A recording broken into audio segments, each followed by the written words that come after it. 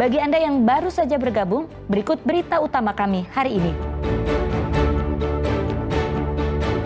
Wakil Ketua PWNU Jatim dan istrinya meninggal dunia dalam kecelakaan maut di Tol Pasuruan, Probolinggo.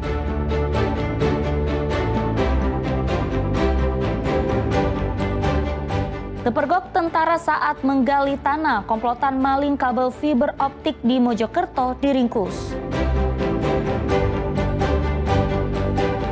Polisi menangkap ular piton yang bersarang di plafon ruang tahanan Polsek Tanjung Bumi, Bangkalan.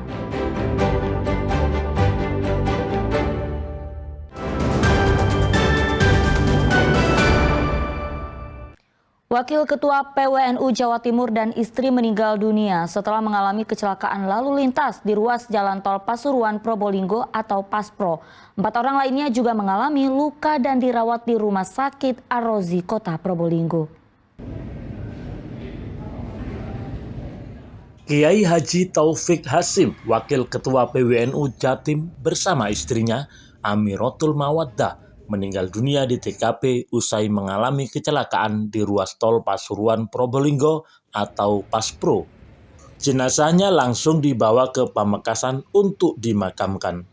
Selain 2 orang meninggal dunia, 4 orang terluka dan dirawat di Rumah Sakit Ar-Razi Kota Probolinggo. Di antaranya putra Kiai Haji Taufik Hasim, Muhammad Sakir Taufik, usia 7 tahun, dan Muhammad Ali Taufik, usia 4 tahun. Serta pengemudi minibus usia 26 tahun, dan seorang pengasuh anak bernama Siti Zulaika, usia 21 tahun. Kecelakaan bermula saat minibus melaju dari arah Surabaya menuju ke Probolinggo. Namun tiba-tiba mobil yang ditumpangi korban menabrak bagian belakang truk tronton yang berada di jalur lambat. Akibat benturan keras itu, minibus yang ditumpangi korban rusak berat hingga nyaris tak berbentuk. Menurut pengemudi truk tronton Siswoyo, semula dirinya menduga ban truknya meletus. Namun saat dicek ternyata minibus menabrak bagian belakang truknya. Saya pas jalan, tahu-tahu jedor dari belakang, Pak. Tak kirain bannya meledak, ternyata ada mobil yang nabrak. Ada mobil yang nabrak dari Tadi belakang. pada saat kejadian itu yang jenengan lihat ada berapa orang korbannya? Enggak tahu saya, Pak, gelap, Pak, posisinya, Pak. Enggak lihat berapa orang, enggak tahu saya. Gelap. Tapi kondisinya apa dengar suara jeritan atau bagaimana? Enggak, Pak, enggak dengar apa-apa. Enggak Setelah dengar itu patroli datang. Patroli tol datang langsung. Kan dekat itu jaraknya. Menurut Kanit Gakum Polres Probolinggo Kota, Ibda Faruk Hidayat, hasil olah TKP sementara, kecelakaan terjadi diduga karena pengemudi minibus mengalami microslip, kehilangan kendali hingga menabrak belakang bak truk yang berjalan di jalur lambat. Berjalan dari arah Surabaya menuju arah timur, yaitu arah Banyuwangi, kemudian di kilometer 835 plus 200 terjadi tabrakan dengan truk. Ini dugaan sebenarnya? Dugaan sementara microslip, ngantuk. Untuk memastikan penyebab kecelakaan maut ini, kedua bangkai kendaraan dibawa ke unit laka lantas. Sementara pengemudi truk tronton diperiksa secara intensif di kantor Polantas Polres Probolinggo Kota. Dandi Ari Ghafur melaporkan dari Probolinggo. Belasan rumah di Tulung Agung rusak akibat diterjang angin kencang. Angin kencang juga menumbangkan pepohonan sehingga menutup jalan. Angin kencang yang menerjang kawasan Desa Waung, Kecamatan Boyolangu, Tulungagung, Sabtu sore menyebabkan sedikitnya 18 rumah warga rusak. Kerusakan paling parah menimpa rumah milik Utami di Dusun Kalituri.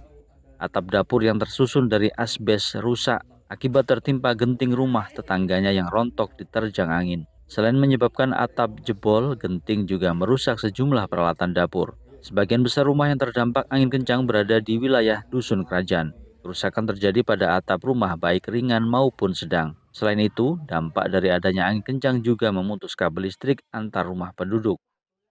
Hari ini kami di warga Desa Waung terkena musibah lagi, bencana alam, angin puting beliung dan menimpa sejumlah unit rumah. Tepatnya data yang terakhir kami terima dari Destana atau Desa Tangga Bencana sejumlah 18 unit rumah penduduk setempat. Itu di dusun mana saja dan kerusakannya seperti apa, Pak? Terbesar di Dusun Kerajaan, seruas Jalan Hoscokro Aminoto, kemudian Dusun Kalituri. Rata-rata kerusakannya sedang, ringan, atau gimana? Rata-rata kerusakan atap rumah itu kategori sedang dan ringan. Yang paling parah? Yang paling parah salah satu penduduk di Dusun Kalituri sini, saudari Ibu Utami, tepatnya di Dusun Kalituri sini. Selain menyebabkan belasan rumah rusak, angin kencang yang melanda sebagian wilayah Tulungagung juga menyebabkan pohon di tepi jalan tumbang hingga menutup Jalan Dr. Sutomo dan Jalan W.R. Supratman. Warga dan petugas kemudian mengevakuasi pohon agar lalu lintas kembali lancar. Danu Sukendro melaporkan dari Tulungagung. RSUD Kabupaten Jombang menyiapkan ruangan dan peralatan kesehatan sebagai upaya mengantisipasi merebaknya kembali virus COVID-19 di wilayah Kabupaten Jombang.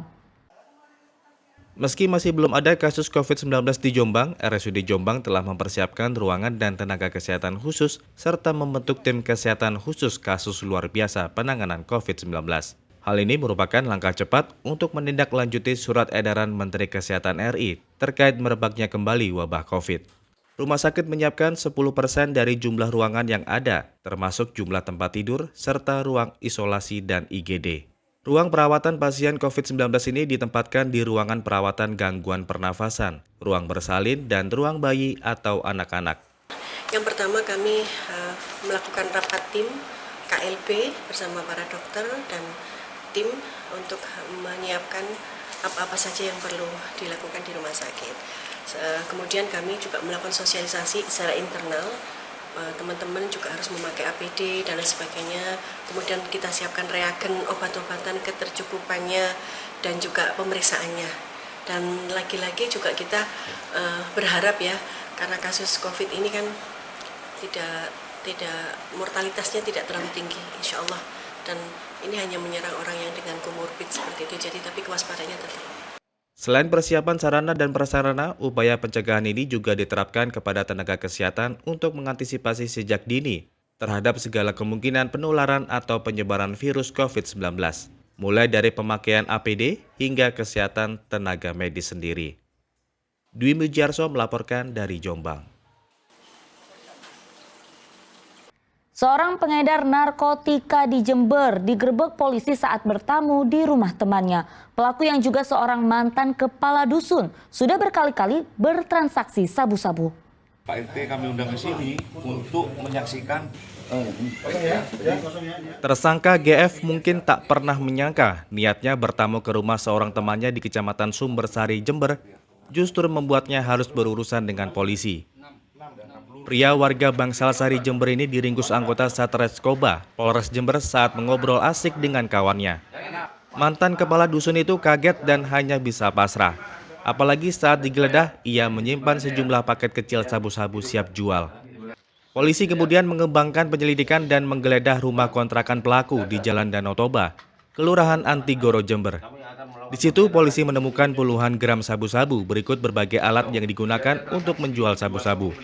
Pelaku mengatakan mendapat barang haram dari seorang pengedar besar di wilayah Pasuruan, yang kini masih diburu polisi. Agar tak mudah dilacak polisi, pelaku mengedarkan sabu-sabu dengan sistem ranjau.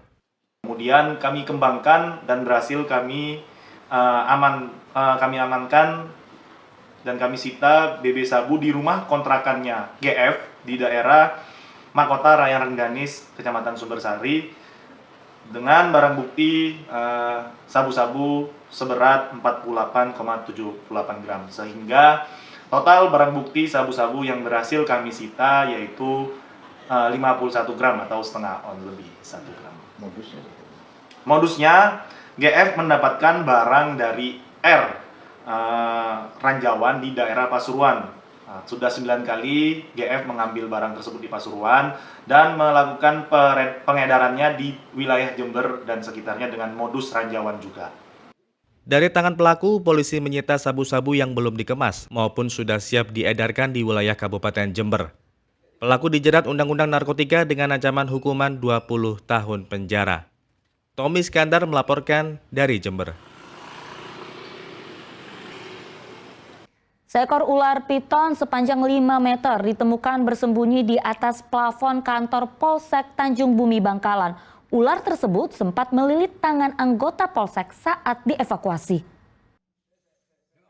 Anggota Polsek Tanjung Bumi Bangkalan yang sedang piket dikejutkan dengan seekor ular piton yang mengintip dari atas plafon ruang tahanan Mapolsek. Ular itu kemudian berusaha dievakuasi petugas dibantu warga dengan tangan kosong. Betapa kagetnya polisi saat mengetahui ular tersebut sangat besar dengan panjang mencapai 5 meter. Proses evakuasi berlangsung menegangkan saat hewan melata tersebut tiba-tiba melilit tangan petugas yang menarik badan ular.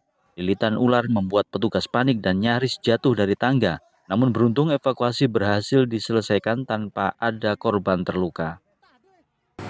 Ada salah satu petugas jaga itu mau ke kamar mandi, ke toilet. Kebetulan di plafon itu ada pecahan yang rusak plafon. Kemudian dilihat ternyata ular. Itu ular, petugas jaga minta bantuan warga karena tidak tahu cara evakuasinya. Kemudian dibantu oleh warga bersama anggota mau menangkap ular itu, ternyata ular itu hilang, masuk ke plafon-plafon berikutnya. Ya, yang terakhir itu yang diketahui sampai dieksekusi itu, ular itu masuk di plafon dekat ruang tahanan. Kebetulan ruang tahanan itu kosong, tidak ada isi di Polsek Tanjung Bumi, sehingga tidak ada yang membahayakan terhadap orang-orang. Ular piton itu kemudian diamankan di dalam tandon air yang tidak terpakai di halaman Mapolsek. Ular itu diduga datang dari pohon yang ada di sekitar markas polisi itu, kemudian pindah dan bersembunyi di atas plafon ruang tahanan. Nia Karunia melaporkan dari Bangkalan. Panitia Haji Embarkasi Sukolilo Surabaya membagikan 5 liter air zam-zam kepada jemaah haji yang baru tiba dari Tanah Suci. Jemaah haji dilarang membawa air zam-zam di dalam kabin pesawat demi keselamatan penerbangan. Pembagian air zam-zam salah satu oleh-oleh dari Tanah Suci jadi yang paling ditunggu oleh jemaah haji. Menyambut kedatangan jemaah haji, panitia penyelenggara ibadah haji telah menyiapkan paket air zam-zam. Paket air zam-zam ini berisi 5 liter air yang didatangkan langsung oleh PPIH dari Arab Saudi dan diserahkan di Asrama Haji Surabaya. Sebelum proses pemulangan jemaah haji ke daerah asalnya, panitia penyelenggara ibadah haji Sukolilo Surabaya membagikan air zam-zam kepada setiap jemaah untuk dibawa pulang. Sejumlah jemaah haji mengatakan mengikuti aturan terkait larangan membawa air zam-zam saat pulang dari Arab Saudi. Namun mereka berharap jumlah air zam-zam yang dibawa pulang seharusnya ditambah. Ini dapat air zam-zam berapa liter Pak jamaah? Ini 1 galon. Isi berapa liter itu? 5 liter? 5 liter. Pak kemarin emang nggak boleh Pak ya bawa sendiri dari Arab sana? Nggak boleh. Tahu alasannya kenapa Pak nggak boleh kemarin? Alasannya nanti kalau pecah di pesawat bahaya Pak ya? Bahaya. Pak kira-kira 5 liter ini nanti cukup nggak dibagi-bagi keluarga besar tetangga di rumah? Dikit, ya salah. 5 liter. Kalau bawa sendiri dari sana nggak boleh Bu kemarin? Nggak boleh. Alasannya apa Bu? Karena nggak tahu. Nggak tahu, nggak boleh pokoknya ya. Bu, 5 liter ini cukup nggak Bu nanti dibuat? Nggak cukup. Harapannya apa ke pemerintah biar ditambah atau seperti apa? Ditambah. Air zam-zam biasanya dibagikan kepada sanak saudara dan tetangga sebagai oleh-oleh dari Tanah Suci. Dari Surabaya, Ari Purwanto melaporkan.